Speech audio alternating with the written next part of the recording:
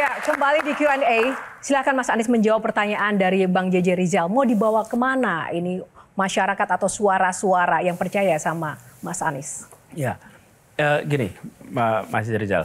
Ketika kemarin saya berjalan, berkeliling, berjumpa dengan jutaan orang dan jutaan jabat tangan. Saya belum pernah tuh dalam 1 tahun jabat tangan sebanyak itu.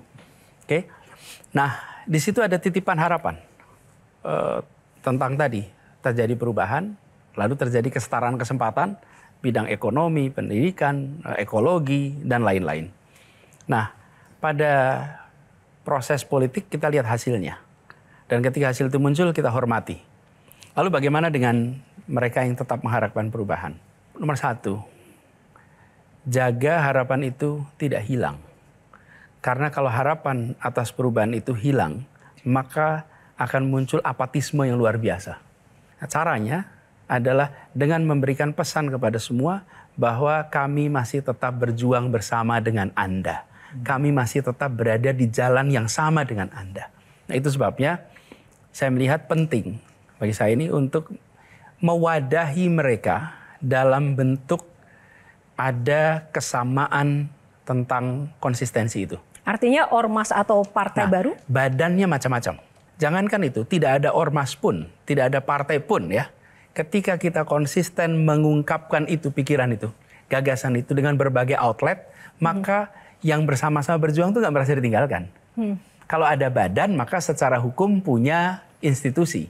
Kan kalau beraktivitas di bidang ekonomi, maka institusinya PT CV.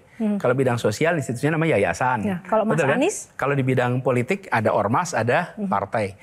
Nah, institusi hukumnya saat ini sedang kami kaji. Mana yang paling tepat, langkahnya apa? Tadi makanya kita ditanya, apakah ikut partai politik, apakah mendirikan partai, apakah ormas, dan lain-lain. Itu kita tidak mau gegabah. Tetapi, di balik soal badan ada apa tidak, persepsi dan harapan harus hidup. Tentang bahwa perubahan itu tidak ditanggalkan. Baik, terima kasih. Baik, kita akan masuk ke box kedua. Box nomor berapa, Mas Anies? Box nomor 1. Kita buka box nomor 1. Anak Abah.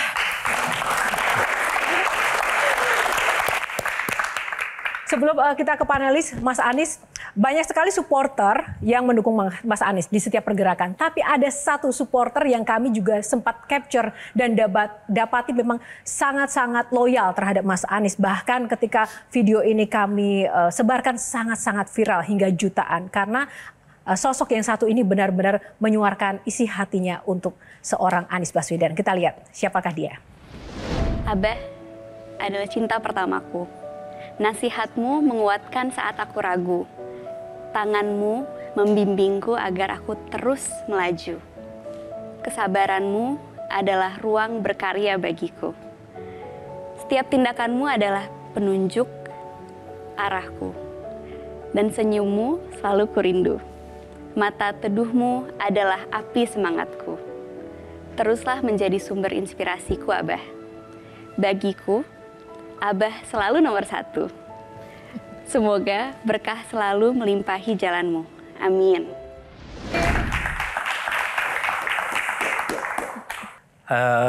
Memang Tia, adik-adiknya semua ya, anak berempat itu panggil saya Abah. Dan ketika kemudian mereka berbagi nama Abah itu dengan begitu banyak yang lain, saya selalu bilang sama mereka terima kasih bahwa anak-anak Abah yang di rumah itu adalah anak-anak Abah yang mengikhlaskan ayahnya untuk menggunakan sebagian waktunya, bahkan sebagian besar waktunya kemarin untuk urusan-urusan yang di luar rumah. Kalau di rumah istri saya, Ferry, anak-anak tidak memberikan ketenangan, keteduhan, gak mungkin saya bisa beraktivitas dengan tenang di luar. Tapi karena mereka memberikan yang saya istilahkan unconditional trust, kepercayaan tanpa syarat, sehingga saya bisa berkegiatan di luar, itu sebuah kebahagiaan tersendiri. Nah, ini salah satu berkahnya ketika proses pilkada pencalonan itu selesai, saya secara teori punya waktu lebih banyak sekarang dengan mereka untuk bisa bersama-sama lagi. Tetapi hadirnya mereka dengan dukungan yang luar biasa, itulah yang membuat saya bisa berkegiatan dengan amat tenang di luar rumah untuk bekerja bagi sesama, membawa gagasan bagi sesama. Terima kasih. Ciki, silakan. Iya. Pak, di salah satu acara saya pernah sekilas mendengar Bapak mengisahkan tentang, kalau nggak salah pesan terakhir dari almarhum bapaknya Pak Anies yang berkaitan juga tentang perjalanan politik Pak Anies. Kira-kira bisa diceritakan nggak Pak? Ayah saya namanya Rosid Baswedan. Beliau adalah seorang dosen, guru, pengajar. Dan beliau itu mengajar dari mulai tahun 64-65 sampai sekitar tahun tahun 2005. Jadi cukup panjang tuh, hampir 50-an tahun mengajar. Nah, dari perjalanan interaksi saya dengan ayah saya itu seorang yang sangat tegas, tapi juga sangat sopan dan santun. Dan beliau salah satu pendorong penting yang membuat saya punya aktivitas begitu banyak. Dan pernah satu ketika, nah ini yang kemudian menjadi nasihat terakhir beberapa hari sebelum wafat.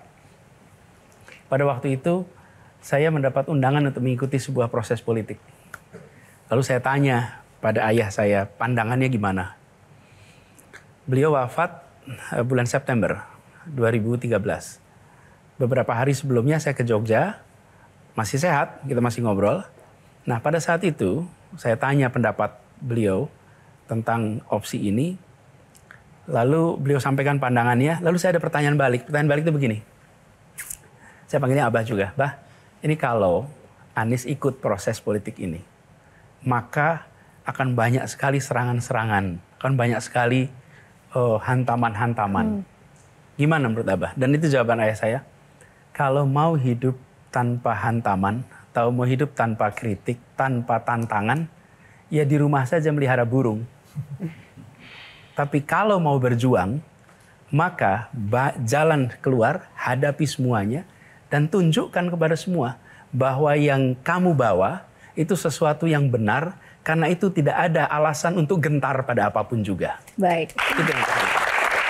Oke, sorry. Kalau saya tadi mendengar cerita Pak Anies tentang unconditional trust dari Mutiara dan dari Ibu Ferry, maka Shirley melihat sebetulnya karena tidak ada perbedaan antara sosok Pak Anies Baswedan ketika di rumah dan di luar. Setidaknya itu yang Shirley dapat dari kedua wanita tadi. Terus mungkin Shirley jarang menyampaikan ini di sesi lain, tapi mungkin ini adalah waktu yang baik juga Mbak Ayu, Shirley izin, bahwa kalau ada orang yang berpotensi untuk membenci Pak Anies, Pak, maka boleh jadi Shirley adalah salah satunya. Karena Pak Anies ini pernah jadi rektor di Universitas Paramadina yang saat itu Shirley ingat sekali meminta rekomendasi Bapak untuk melanjutkan pendidikan. Bapak mengokekan dan selang beberapa tahun, 1 tahun setengah lebih sedikit, semua syarat sudah dikumpulkan dan Bapak sudah jadi menteri saat itu. Ketika semua syarat sudah cukup, saya minta ke Bapak dan Bapak menolak itu, Pak. Alasannya adalah khawatir itu akan jadi tindakan yang tidak integritas terhadap posisi Bapak. Awalnya saya sangat kecewa. Itu kan ucapan Pak Anies sendiri, Pak. Sampai akhirnya waktu berlalu, saya mendapati ini bukan hanya kekecewaan ini bukan hanya terjadi pada 1-2 orang, melainkan bahkan pada orang-orang terdekat Bapak. Karena Bapak sulit sekali diajak cawe-cawe, Bapak sulit sekali diajak bagi-bagi kue kekuasaan. Dan akhirnya saya sampai pada titik ternyata politik itu bisa bermoral ya.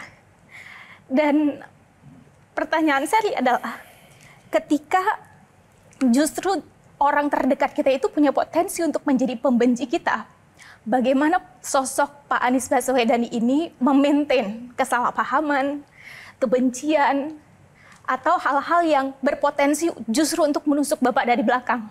Karena boleh jadi ke depan setelah proses ini akan ada amanah baru, akan ada tanggung jawab baru, atau kegiatan-kegiatan sosial baru yang justru jauh lebih besar untuk Bapak. Bagaimana Bapak memaintain itu? Tepuk tangan dulu buat Shirley. Ya, makasih.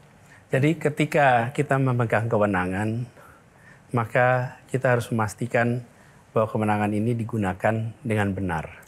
Ketika saya menuliskan sebuah statement rekomendasi, saya belum punya jabatan, itu adalah saya sebagai pribadi. Ketika saya memegang jabatan, maka yang menulis itu adalah jabatannya. Dan itulah yang kemudian saya jaga, supaya proses integritas itu muncul. Tapi memang ketika keputusan-keputusan itu dibuat, sering membuat orang merasa, lah buat apa punya kekuasaan kalau nggak dirasakan manfaat oleh lingkar-lingkar terdekat. Saya bilang kewenangan itu harus dirasakan oleh semua. Dan harus ada usaha menjaganya.